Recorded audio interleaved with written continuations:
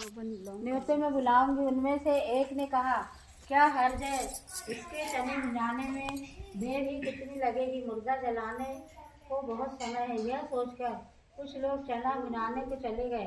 तभी अर्थी पर से मुर्दा उठकर बैठ गया। यह देखकर लोगों को बहुत आश्चर्य हुआ और लड़की के पास जाकर श्रद्धा से नमस्कार करके पूछा, बहन तुमने क्या जादू कर दिया कि जिससे मुर्दा जीवित हो गया? लड़की ने उत्तर दिया कि मुझे इसके बारे में क्या मालूम, मेरी औशान जाने और औशान देवी जाने। मैंने औशान देवी से प्रार्थना की थी कि मेरे भाई की मरी चिड़िया जी उठे तो भुने चने का प्रसाद बांटूंगी। उसकी पूजा के प्रसाद के लिए चने भिजाने चली गई।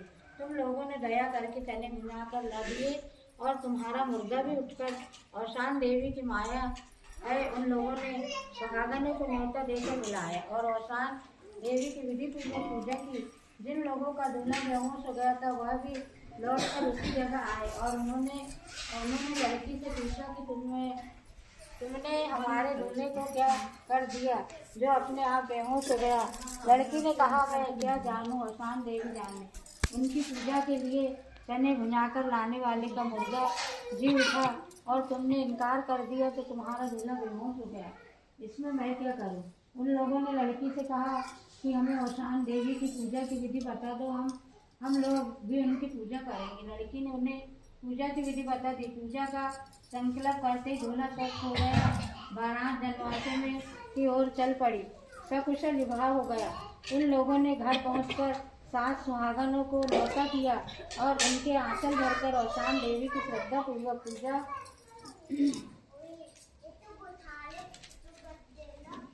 पूजा की। इधर जब लड़की का भाई विवाह करके लौटा तो लड़की की माता ने औशान देवी की पूजा की। तभी से विवाह के बाद औशान देवी और सुहागनों को खिलाने का प्रचलन हो गया है। द्वितीय अध्याय। भारत के क्षत्रिय कुल में एक राजा थे।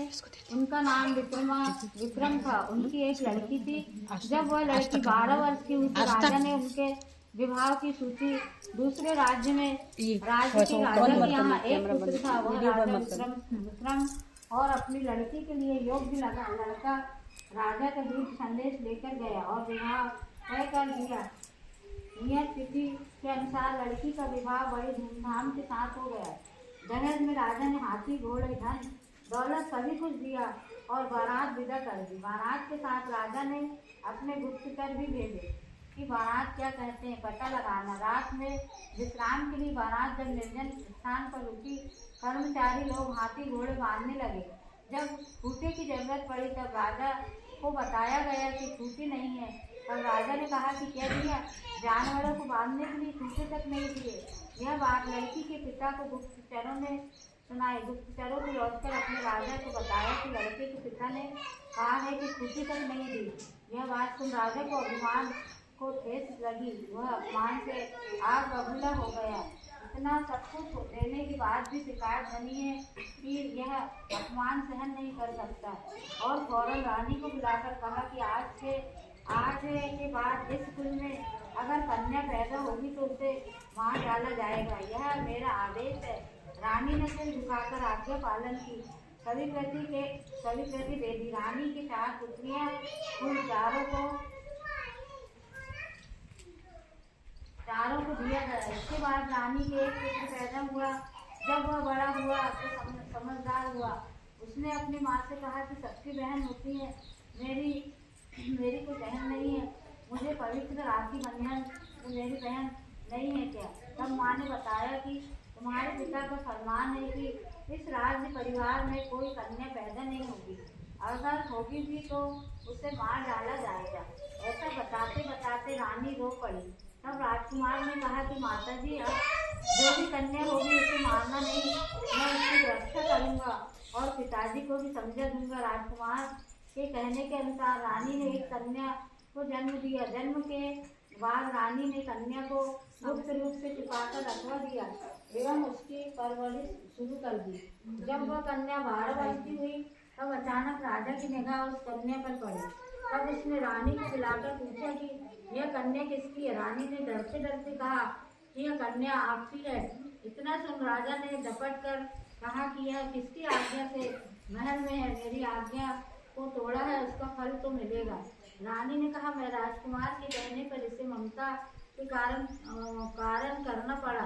रानी की बात सुनकर राजा ने दरवाजे के बाहर एक बोर्ड लगवा दिया, जिसमें लिखा था, जिसने इस राजकुमारी को जिंदा रखने की आज्ञा दी है, वह इस लड़की को लेकर मेरे राज्य से चला जाए।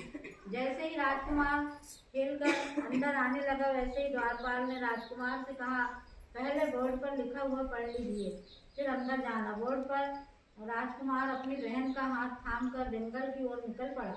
एक जंगल में वह एक कुटिया बनाकर रहने लगा। राजकुमार खुद शिकार खेलने जाने लगा। बहन कुटिया में रहती थी। उसके मन बहलाने के लिए भाई ने पक्षी जैसे चिड़ैया, कबूतर, मुनैया ला दिए।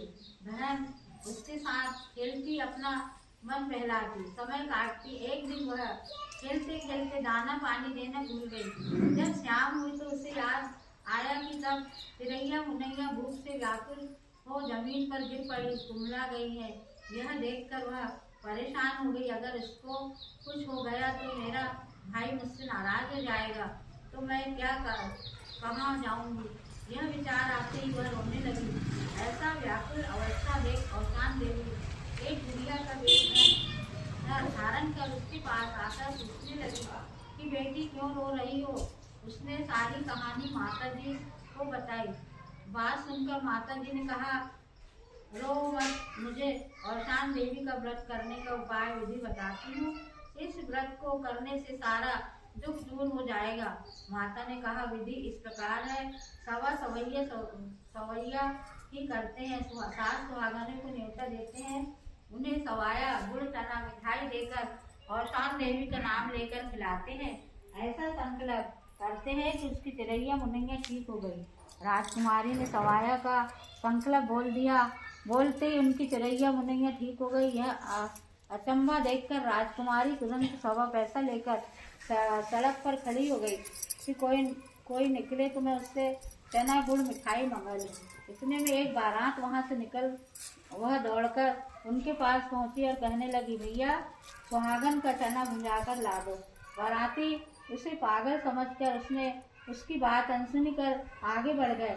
जब यह कहते, जब तक शादी का मुहूर्त निकल जाएगा